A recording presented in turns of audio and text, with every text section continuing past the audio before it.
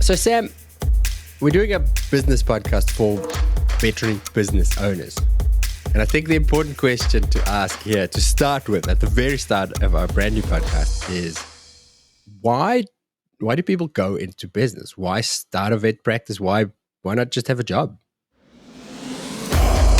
I'm Dr. Hubert Lindstrom, veterinarian, former practice owner, and host of the Vetvault podcast. And you are listening to the very first episode of the Veterinary Business Accelerator, the podcast that educates you, the veterinary business owner, to, as Sam puts it in this episode, create value, have fun, and make money. For this series, I am teaming up with Dr. Sam Bowden, a veterinarian, author, and founder of the Accelerate Practice Academy. Sam has helped hundreds of practice owners like you to reclaim their time, boost profits, and build businesses that don't depend on them 24/7. We'll introduce ourselves properly later in this episode. But for now, all you need to know is that when Sam and I started planning this thing that you're listening to right now, I asked Sam, what is your goal with this? His answer was simple. I want this to be the best damn veterinary business podcast out there. So here's our promise. We're going to try and deliver on that every time we turn our microphones on. We're so glad that you joined us. Now, let's get right into it with the answer to that question. Why would you even want to own a veterinary business? One of my original mentors asked me one day a really curious question. He said, Sam, why are you in business?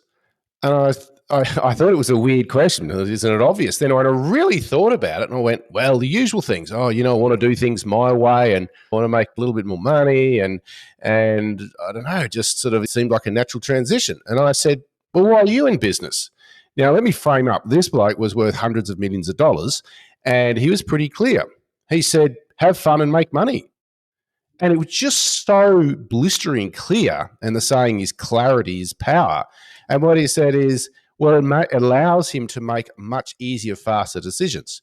And so I pretty much grabbed that scenario as to why in business. And I just stole his ideas and add value. So why am I in business? Have fun, make money, add value. And, when I ask people why are they in business in the veterinary world, often it is, I want to do things my own way. I want to provide an environment that my team loves. I want to be known as very good technical, like very high standard of clinical care. All these kind of challenges. And I say, have you got that? They're like, yeah, I have actually. I get to do things my own way and I've got my own team. And it's like, but often they've got some of the equation, but not the other. And the other pieces are maybe they're working so hard, they don't have any time. Maybe they don't have any money. Maybe they've got their own team, but they don't know how to lead their team. So when I ask, well, if you're clear on what your outcome is, why are you in business? It makes it really clear, what do you need to do? And that's the piece of equation that niched in the vet space, I think, is there's a little bit of people need a bit of help. I asked that question not even considering the fact that I was a business owner. And then as you listed off the common reasons, I think, and I'd love listeners to give feedback on this, but for a lot of us, it is that, first of all, I'm employed as a vet in a clinic somewhere and I go, you guys can't fucking run a vet business. I can do this better than this. I can do this better. I want autonomy, right? And I want to do it in a better way. But your reframe, have fun and make money, is it not a risk for the sort of people who become veterinarians? We want to make an impact, right? We don't study vet because we want to have fun and make money. It sounds kind of shallow. Is there a risk of that? I get what you're saying because you're right. I have also been that business owner that started with all these high-minded ideas of why I want to own a business, I want to do it better. And right, to be honest with you, the Vetvault, I love what I do, but I work too hard. It's not, it makes me unhappy often, even though the work is great. Like it's what I wanted to do.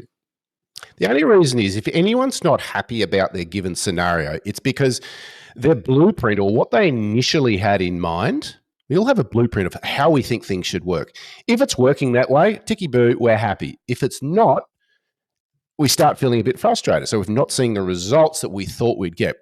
If we're not getting the results that we thought we'd get when going to business and we feel powerless to do anything about it, as in, I don't know where to start, or it's always going to be this way, that's when you start feeling helplessness. And helplessness, of course, is a very, very dark side to it down the depression route. So I think that the challenge for people is in the vet space specifically, it's a very, very unique area in business. And here's why.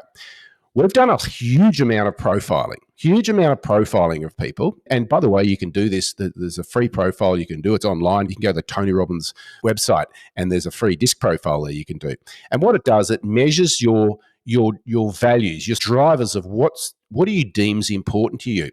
When we profile veterinarians, what we find is one of the profile drivers that they measure is financial, and it's incredibly low. So in the population, on average of everyone that's done this, the average driver percentage out of 100 is about 47, I think. The average vet is less than 10. So let's take this scenario. We take that, one, where naturally the industry is attracting empaths. We're an empathetic group of people, deeply concerned about what people think about us, and we have a low, money is not deemed as it's not about the money. Then you put in an audience, our clients, where, hey, you do it for the love of the animal, not for financial returns. And so there's this, I think this massive fear of a lot of business owners. Oh my gosh, I don't want anyone to think that making money is one of my motives. And yet when I talk to business owners, when I say, why'd you go into business? I can tell you, Hubert, it'd be 1 out of 20 that says, because I wanted to make some more money. Now, they all want to make more money, but they're sure as heck not going to say it because they think it's almost a bad thing. There's a guilt associated with it. So this is where we talk about the and philosophy is be a great vet, help a lot of people, and make a lot of money. And coming back to my original mentor story, he put the and philosophy, have fun and add value and make money.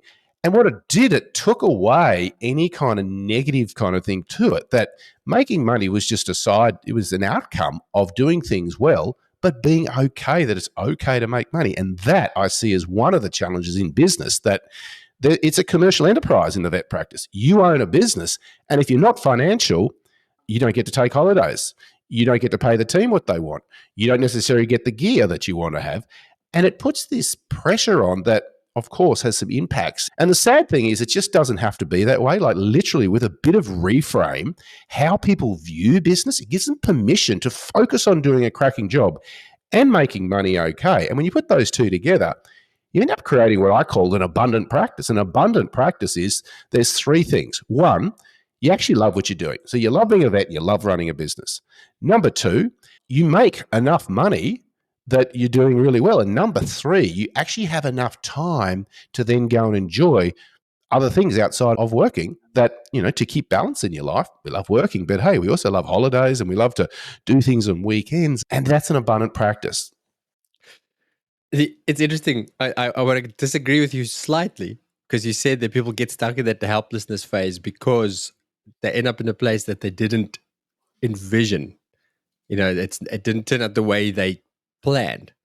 I think the problem is when we talk about what you see as an abundant practice, that's actually for so many of us not actually part of the plan. We don't even envisage that. It is just, I want to have my own practice so I can practice my standard of medicine and do it the way I want to do it and have some autonomy in my life and be a better boss, because we all have that, my boss is shit. And I'm going to be a much better boss. I'm going to pay everybody well, but we don't actually have that plan in place and outside of my work life, I'm going to have a hobby. I'm going to spend time with my kids. This is going to be the job. And then 5 years later, you go, it's exactly what I planned. I'm doing exactly what I wanted, what I had in mind. And I freaking hate it because I'm so busy and I'm so tired. They've missed some crucial ingredients. We often see that people, it's a little bit later on in their veterinary practice journey that they go, wow, I've actually got what I wanted. I say, hey, what did you start out? Why'd you go into practice? And they tell me things. And I said, have you got that? Because you always get your primary intention. Like your brain will find a way to create whatever your primary intention of your reason why. It's just we're all hardwired to do that. And when people study it, they go, yes, I have got what I set out for, but because I didn't have clarity and really map out what's going to be important, what do I actually need when they started, they just assumed by having a practice that all the other pieces would take care of themselves. And, the golden rule is whatever you focus on expands. If there is no focus on the financial side of a practice, well, hey, presto, guess what? You're not really going to get that side of it. So often, what does that look like? Practice has got a good name, might have a great team, and it's not profitable, or we're really overwhelmed and I don't have time to enjoy it. So I think it's about balancing the scales and thinking, I like to look at reverse engineer things. So what would my ideal life work look like? It's going on trips and holidays and doing stuff I love, but not too much of any one thing, keeping that balance. And then you reverse engineer and say, well, how would my business need to be set up in order that I've got the team that I want, in order that I've got the clients that I want, in order that I'm doing the work I want, in order that I've got the finance I want, and in order that I've got the time that I want. And you actually need to break it down in different categories and then go, okay, is the system or the model I'm using moving me towards that or away from that? And so it becomes pretty easy to reverse engineer and create or engineer an ideal, or what I call an abundant practice, is by looking at these one bits and going, well, which bits have I got? Have I got the team? Have I got the time? Have I got the clients? Have I got the finances?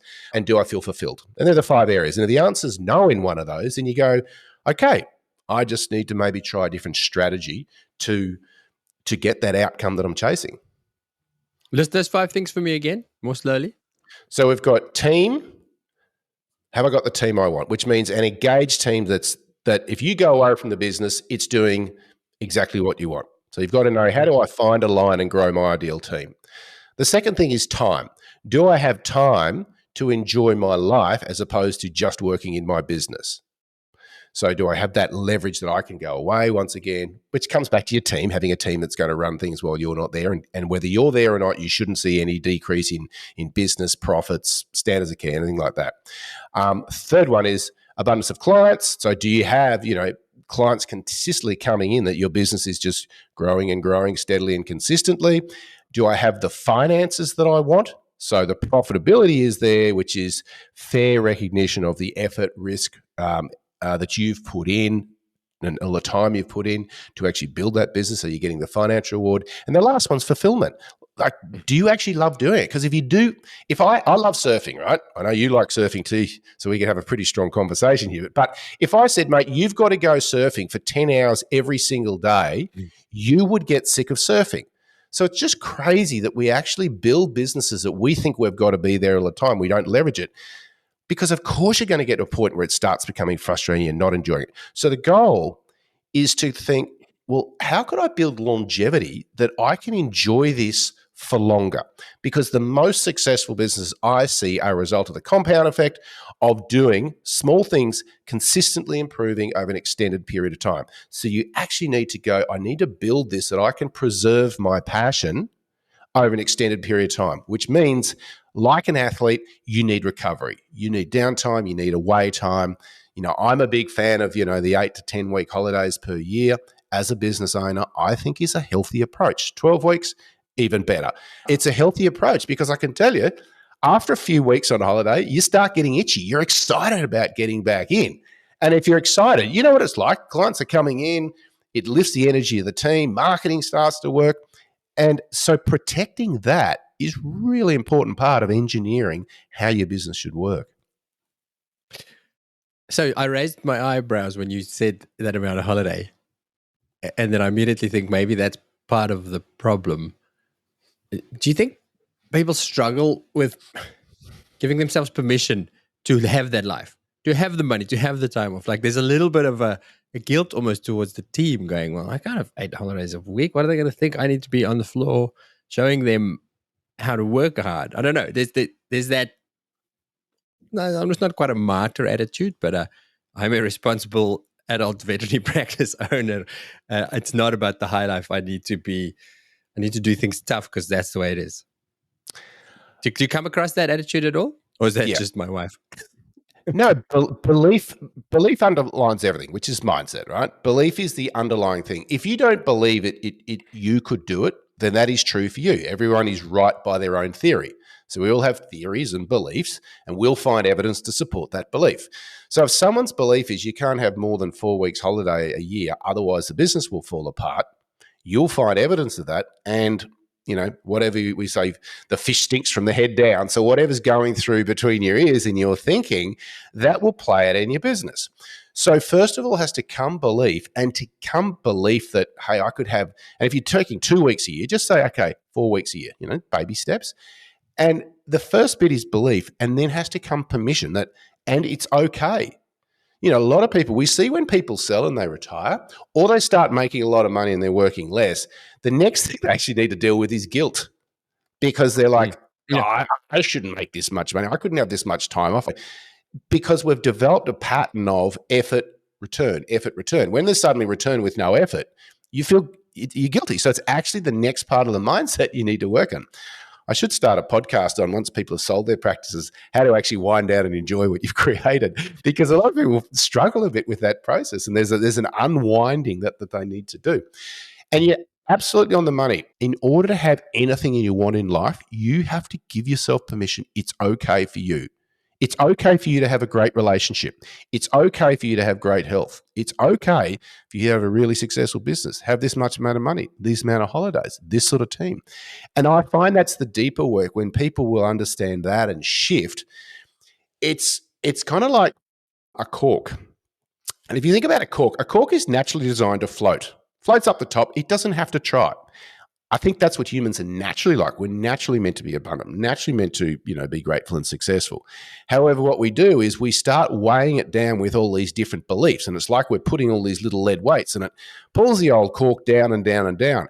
When you can let go of a belief that's pulling the cork down, what will happen is the cork will just naturally rise. And what we see is results will naturally improve, even without them actually doing anything other than letting go of that belief. And letting go of that belief could be just giving yourself permission that I'm making 5% profit, that I could make 15% profit.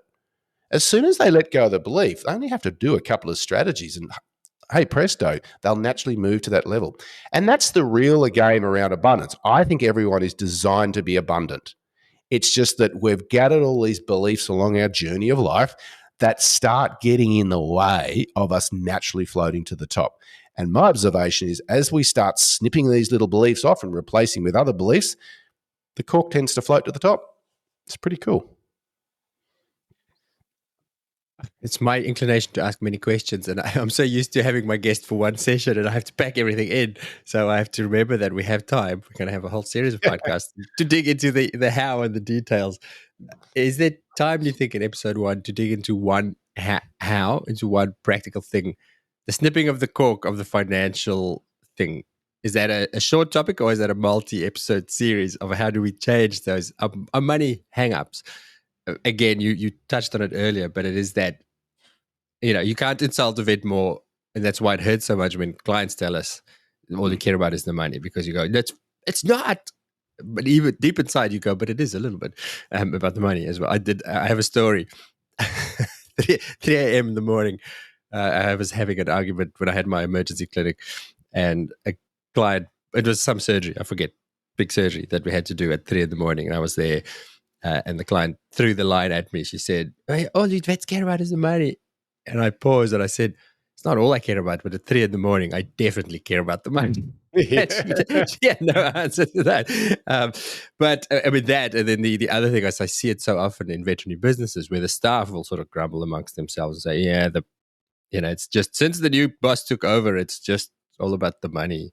They're so money focused. So there's definitely that guilt. Specifically, it's a caring profession. There's that tension between, we want to provide a service, we want to care for people and for animals, but we also want to make money, and the two can feel opposing. Yeah. How do we snip that weight from the cork? And that is the challenge, is you have desires that are fighting each other. I want to be liked, and you're playing the or philosophy. I want people to like me, or I want to make money. And this or means I need to choose one or the other, which is the best one to choose. If you're an empathetic person, of course you're going to choose, well, I just want people to like me and be known as a good vet. You replace or with and. I want people to really like me and the service we provide and make plenty of money. You've instantly removed a choice.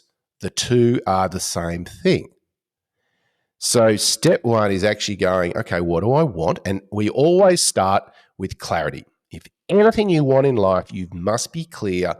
What is it that I'm after here? So if you're going to start a podcast, be clear about what the podcast is trying to do. For example, if we will get to that, I'm assuming here, but if you're starting a business, be clear about why you're in business. If you want to talk specifically around finances, here's what you do. You write down a figure on paper, not just in your head. You've got to write it down, how much profit or how much total benefit you want to get out of that business in a financial year. So that might be your wage plus dividends you're paying yourself, or however your accountant has structured your finances. But you want to be clear, this is the amount of money that I intend to make this year. And that's the starting place, is that, and give yourself a mission, which is, and I'm going to do it by providing a 10 out of 10 service, and which means people will love me, and this is the amount of money I'm going to make. And that's the starting point. And all your stuff will come up from there, right? And it's starting, how do you eat an elephant? One mouthful at a time. So we start just chipping away at all the little scumbag voices that are sitting in your head going, that's fine for everyone else, but not you, because you're a scumbag and your job is to struggle in life. And if you stop struggling, I will feed you a big ton of guilt so you get back to struggling. And everyone has this scumbag voice, this voice in our head. It's about playing the game with that and rewiring that over a period of time. I tease my wife. This might be off air. She believes that she has to struggle.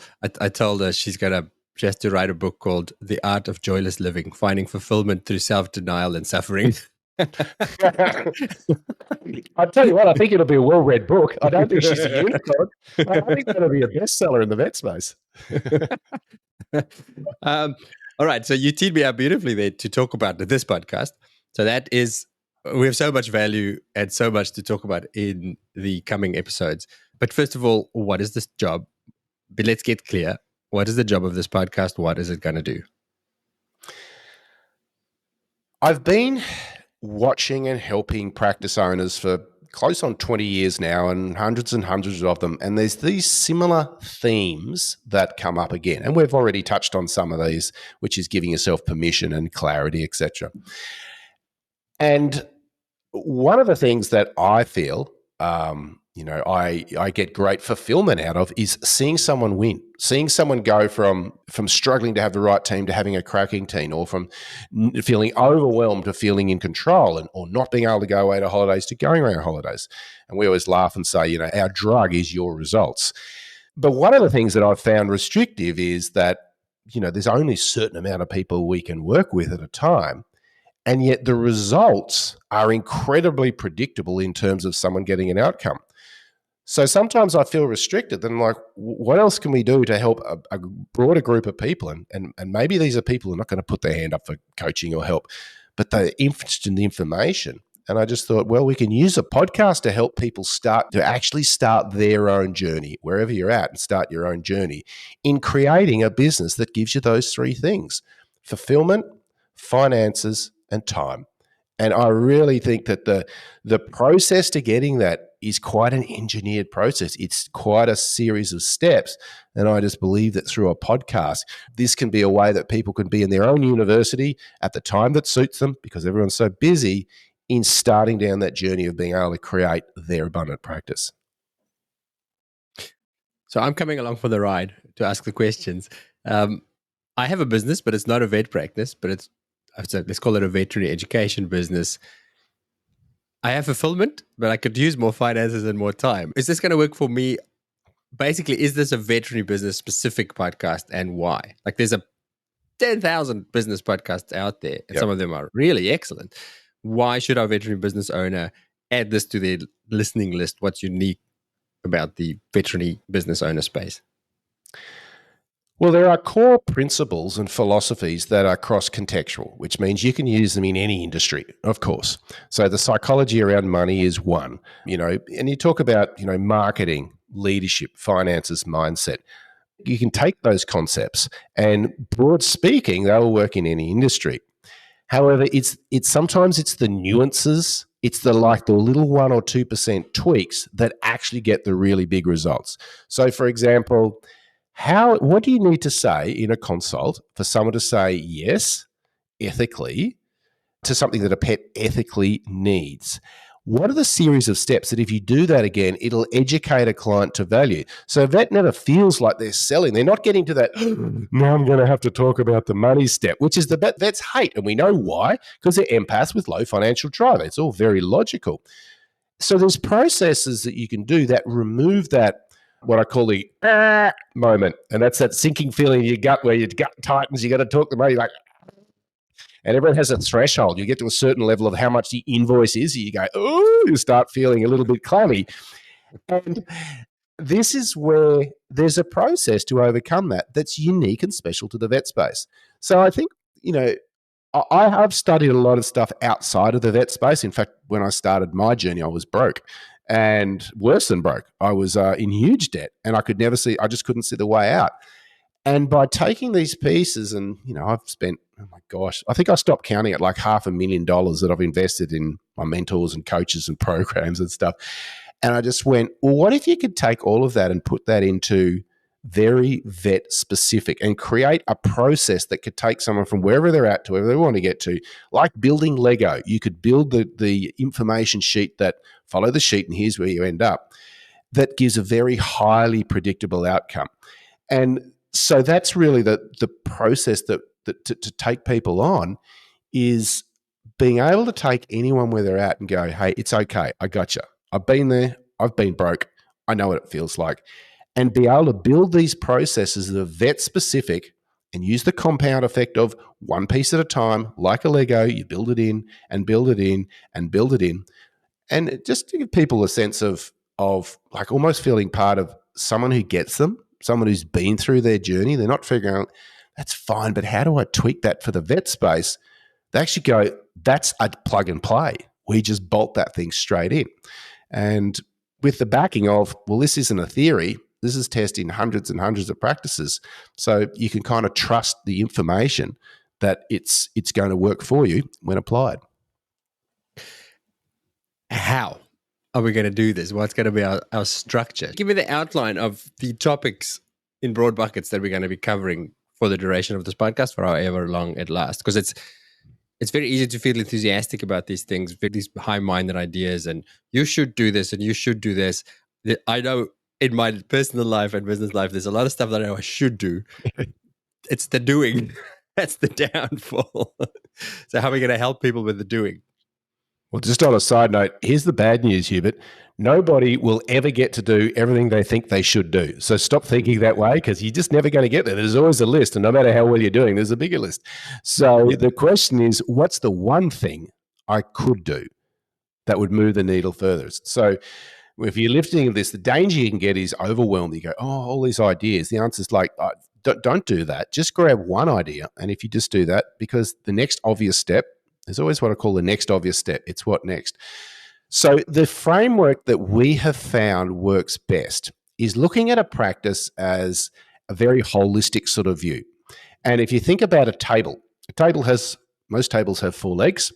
And why? Because it gives it a balance. If I cut one of those legs off and I keep the same rectangular shape of the table's going to start getting a little bit wobbly. Or if I've got a shorter leg, it's a bit wobbly. And if I cut another leg off, table will fall over. So the 4 legs that we see, or the 4 areas of expertise that as a business owner you need to develop in order to have a very stable, robust table is, first of all, of course, mindset. Why do you do what you do? Why do you think what you do? Why do you get to point at $200 or $250 in a consult room? It's because of mindset. So understanding why do you do what you do and why do others do what they do underpins everything. So we call that mindset mastery. The second one is financial mastery, is understanding your relationship with money, like beliefs around money, how much you should or could make. There's a relationship you've got with money that you've formed over a period of time. So it's understanding that, but also then understanding the framework of finances within a business. So getting the point where you could look at a certain dashboard and look at the figures and within 5 minutes know exactly what the next obvious step is in your business. There's no guessing. Every month going, here's where we're going to focus. So that's financial mastery. The third one is marketing mastery, which is what's the 20% of marketing that will give you 80% of your ideal outcome in finding, serving, and keeping your ideal clients. And there's a certain strategy and process to it. And the last one, of course, is how do I find, align, and grow my ideal team? And that's leadership mastery. So if you think about those four pillars, mindset, marketing, finance, leadership, those four, you develop those. And you can't sort of just develop really strong in one because table doesn't sit flat. We want a flat table. So it's a case of rising all four concurrently and taking them up. And that's where we've seen practices get the best results, is when they're not just working on one. If they just do marketing, they get really strong at marketing, but they're not leading a team properly, or they've just done leadership and they're not looking at finances. They've got a great team, great culture, and they make no money. So my observations has been you've got to have all four at once. So we'll be popping in and out of all of those four. And of course, there's a fair bit to each one. So, Hubert, we're not going to be able to roll this over in one podcast. No. Okay. All right. As for the how, so our plan for listeners to give you an indication of what to expect with this podcast, the how we're going to do it on the podcast. A podcast has to have a recipe or a structure. And we are going to go with 3 types of episodes. So this is what you'll be hearing over the next months to years, maybe. We will have teaching episodes where Sam will take a concept and talk us through it. So you'll listen and you'll learn. Then we will have coaching sessions where we will try and get one of Sam's clients or one of our listeners or somebody, a practice owner somewhere who's stuck with a specific problem, and they're going to jump on a call with Sam and we're going to talk it through, and the rest of you can listen in, fly on the wall, and learn from that. And then we will have the occasional learning episode where me and Sam both learn from an outside expert in veterinary business who teaches something that Sam doesn't teach and I don't know. So interview style podcast where we get to speak to somebody else. That's our structure. That's our plan. We have a roadmap and we are thrilled to have you on board. Sam? Choo-choo. Train's leaving the station. Let's go. One thing we forgot. Anybody, we're assuming that people know who you are and who I am. Maybe before you go on a date, you should maybe just introduce yourself. Or give us a quick rundown for anybody who doesn't know yet. Who actually is Sam Bowden? You've touched on it. You have been a veterinary business owner. You've been a failed veterinary business owner in the past, and you do some coaching. But give us the one-liner summary. Absolutely. One-liner summaries I struggle with, Hubert. I'm used to running like 2 and 3 and 4 day events. Okay. The long and short is, I've had 2 of my own practices. The first one was definitely a learning. The second one, I built and started building, became one of the fastest growing practices in Australia for 5 years straight. But why did it become the fastest one? Because I nearly went broke and I cooked myself at the start. And I ended up in depression. I didn't want to talk to anyone. And I went, oh my gosh, I've actually got to how to figure this out. And I remember it was 2:00 in the morning on a Monday morning, and I'm insomniac. I'm feeling nauseous, that tight feeling in your gut of the week to come. I didn't know what to do. And I went, I just remember having what we call a nexus point where I basically snapped and went, I simply refuse to live like this and for life to roll out like this for me and my young family. And I said, I will just do whatever it takes. That's when I sort of started my journey. I went to an event and it opened my eyes that there's a completely parallel business, how you run business. There was this like an opposite universe. And I've sat in that space for the last 15 years, just learning how do you create your ideal business. So first of all, I put it through my own vet practice and it became one of the fastest growing practices for 5 years straight. But then I started sharing with other business owners, practice owners. I thought, I wonder if this will work for them. And by testing it, they'd go, I got this result. And the thing sort of evolved is I never intended to become as a business coach. I was running my own practice. But it got to a size that I realized that, that's what I enjoyed doing, was helping others get successful in their business. And since that, we've been doing it for the last about sort of 13, 14 years in business now, just helping people do that. So yes, I've had 2 of my own practices. Yes, both of them were turnarounds from making no money and terrible lifestyle to both very successful businesses. But what I get a real kick out is actually taking someone else on that journey without them having to spend, the amount of money and time that it took me, and maybe I'm just a bit dumb, that is likely, a faster journey to get more predictable results. Amazing. All right. So anybody who doesn't know me, I'm Hubert Dimstra. I have another podcast, The Vet Vault, where I speak. It's aimed at mostly, let's say, employed veterinarians, where I speak to anybody from in and outside the vet profession who can help vets make the most out of their vet careers. So similar goal to Sam. I just have a slightly different audience. It's not specifically business owners. I want you to be happy and fulfilled and for vet life to not suck. I also do a clinical podcast. That's an educational podcast where I get to speak to some of the smartest specialists in the world, and I ask them all of the dumb questions that I've had over the 25 years of my clinical vet career. I do still clinical vet. I do still do 1 or 2 shifts a week, mostly in emergency. And I have been a practice owner.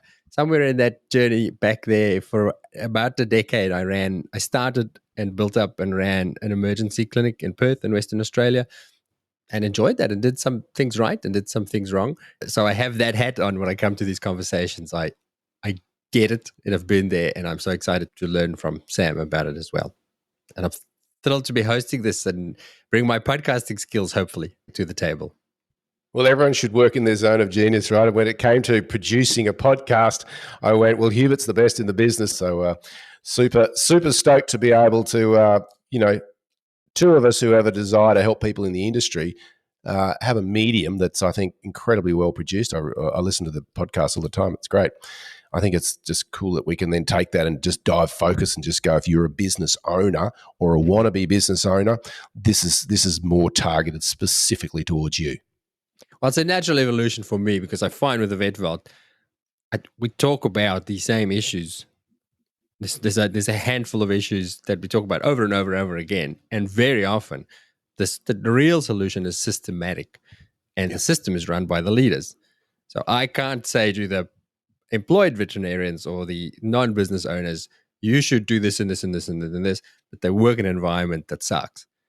And so inevitably, I talk leadership more and more and more. And leadership is business. And I think it's a natural progression to say, well, let's split it off. Let's make a separate space for the leaders to go, you guys are responsible for those other guys that I'm trying to make happy. So I'm going to help make you happy so that you can make them happy. So it fits with my goal. It aligns nicely with what I'm trying to achieve with my Vet Vault. Sam, I'm going to spring this one on you only because of something you said earlier. We said it can feel overwhelming. And the answer is always, what is the next step? What is the one thing? And maybe this should be the end for every podcast, if possible. Should we leave this conversation with a next step, with the one thing? Have you got anything for our listeners right now? The one thing, your first step, what exactly do you want out of business? Why are you in business? Do some thinking and actually just write it down. There's a lot of research around the difference between thinking something and writing it down when it actually comes to talking manifestation, it actually playing out and you getting that result. So the one thing that you could take out of this is, why are you in business? And you can just steal mine, have fun, add value, make money. That's okay, because I've found it's a pretty good formula.